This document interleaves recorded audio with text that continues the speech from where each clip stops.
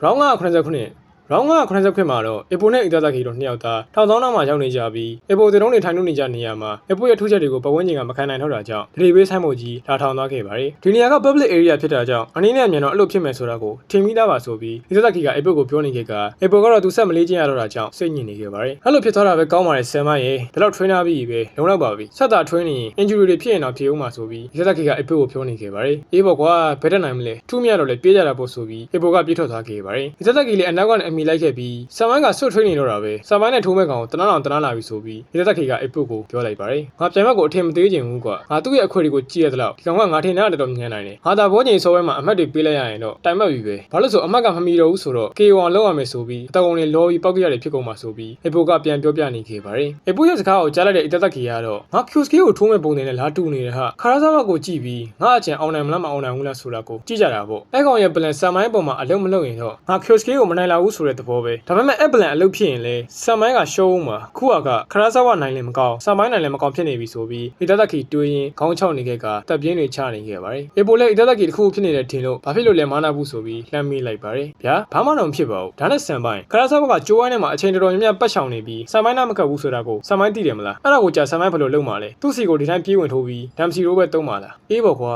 ငါမှခေါင်းဝင်ထိုးတာလွယ်ပြီးအခြားရွေးချက်ချမ်းမှမရှိတာဆိုပြီးEpo ကပြန်ပြောလိုက်ပါတယ်ဒါပေမဲ့ဒီတစ်ခေါက်မှာတော့ငါရဲ့အမားတွေနောက်သားတွေကိုထားခဲ့ပြီးအစကနေပြန်စရမယ်ကွာနောက်သားတွေဟုတ်လားမသိရင်ဆမ်မိုင်းကရှေ့ဘွဲတွေရှုံးတာကြာနေရပဲအဲ့လိုမဟုတ်ဘူးလေကွာငါပြောချင်တာကငါထိုးနေကြပုံစံကြီးနဲ့ပဲဆက်ထိုးနေအောင်မယ်ဆိုငါဆက်နိုင်တော့မှမထင်ဘူးငါကပိုခက်တဲ့ပြမတ်တွေနဲ့ပဲရှေ့မှာတွေ့ကြရှိတော့တာလေပြဿနာကငါဒမ်စီရိုးပေါ်အရင်မိခုံနေတာပဲဒမ်စီရိုးကအရင် powerful ဖြစ်တဲ့အကွက်ဆိုတာငါသိပါတယ်ဒါပေမဲ့နောက်ပိုင်းကမရတော့ဘူးကွာအဲ့ဒါကိုနောက်ဆုံးထိုးခဲ့တဲ့ဆာမွန်နဲ့ပွဲတုန်းကတီးလိုက်ရတာပဲဆိုပြီးItadakiကိုပြောပြနေခဲ့ပါတယ်ဒမ်စီကောင်းတာကိုပြောတာလားအေးဟုတ်တယ်ကွာတန်ဝတ်တွေကငါရဲ့အကွက်တွေကိုတဖြည်းဖြည်းနဲ့အလို့ရလာကြပြီးငါရဲ့ဒမ်စီရိုးကလည်းတဖြည်းဖြည်းအသုံးဝင်တော့ဘူးအချိန်ကြာလေပိုဆိုးဖို့ပဲရှိတော့တယ်အဲ့ဒါဆိုဆမ်မိုင်းကဒမ်စီရိုးကိုဆွန့်လွတ်တော့မလို့လားအဲ့လိုတော့မဟုတ်ပါဘူးဒမ်စီရိုးမတုံးခင်ထိုးတဲ့လက်သီးတွေကိုချင်းပြရမှာကွာငါတိတ်တော့မရှင်းပြတတ်ဘူးကွာအော်ကျွန်တော်သိပြီဘေးစစ်တွေကိုပြောရမလားပထမဆုံးဘယ်ဘက်လက်သီး jab တွေနဲ့ထိုးပြီးဒမ်စီရိုးနဲ့တွဲမှာမလားအေးအဲ့လိုမျိုးပေါ့ကွာဒါပေမဲ့ငါစိုးရိမ်နေတော့ဝင်ကွာငါရဲ့ရက်က feather weight တန်းကဘောသားတော်တော်များများနဲ့ရှင်ပူတဲ့ထဲမှာပါတယ်တကယ်လို့လက်သီးချင်းရှင်ထိုးတာလို့ဘာလို့ဆိုငါမနိုင်လာဘူးကွာအဲ့လိုအချက်တွေကြောင့်ငါ trainer တွေမနားနိုင်တာပေါ့ကွာဇက်တိုက် training မှာစိတ်ပူတာရောသွားတာဆိုပြီးပြောက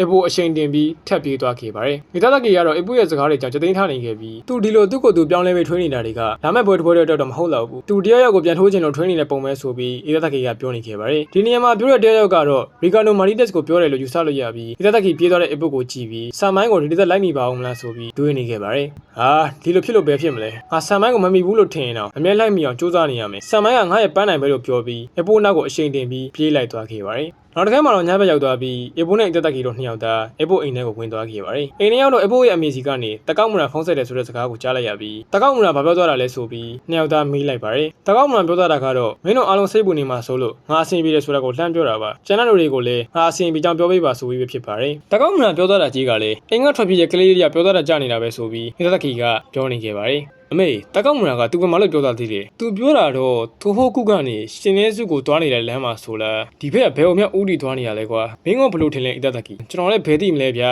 နီးပြခေါင်းမကောင်အောင်စိတ်မပူတာကျွန်တော်တို့လည်းအဲ့လိုစိတ်ပူစရာမလိုဘူးထင်တယ်အနည်းဆုံးတော့သူ့ရှိကနေအဆက်တော်ရသေးတာတော့တော်သေးတာပေါ့ဆိုပြီးItadakiကပြန်ပြောလိုက်ပါတယ်တစ်ဖက်မှာတောင်ပေါ်ကအဖိုးကြီးနေကိုတာရဲ့အိမ်လေးမှာတော့နေကိုတာအပြင်ခဏသွားတဲ့အချိန်မှာတယောက်ယောက်ကအိမ်ထဲကပစ္စည်းတွေကိုဖျက်ဆီးသွားခဲ့ပါတယ်အဖိုးကြီးနေကိုတာလေးသူ့ရဲ့စာအုပ်စင်ကိုပါရှုပ်ပေါအောင်လုပ်သွားခဲ့တာကြောင့်ဒေါသထွက်ပြီးသူ့ခွေးဟာကြီးကိုတခိုးဝင်သွားလားဆိုပြီးမေးလိုက်ပါတယ်ဟုတ်သေးပါဘူးတခိုးဝင်ငါခွေတွေဝိုင်းကိုက်လို့ဖင်အောင်ကွဲသွားအောင်မယ်မဟုတ်မှလွယ်ရောငါခွေတွေနဲ့ရင်းနှီးရတက်ရောက်များလားဆိုပြီးခွေးလေးဟာချီနဲ့အတူနှလုံးပြူးကိုဆွဲကန်လိုက်ပြီးဟာချီကိုအနက်ခံရိုင်းခဲ့ကတော်ရဲပြေးထွက်သွားရင်တခိုးနောက်ကိုပြေးလိုက်ခဲ့ပါတယ်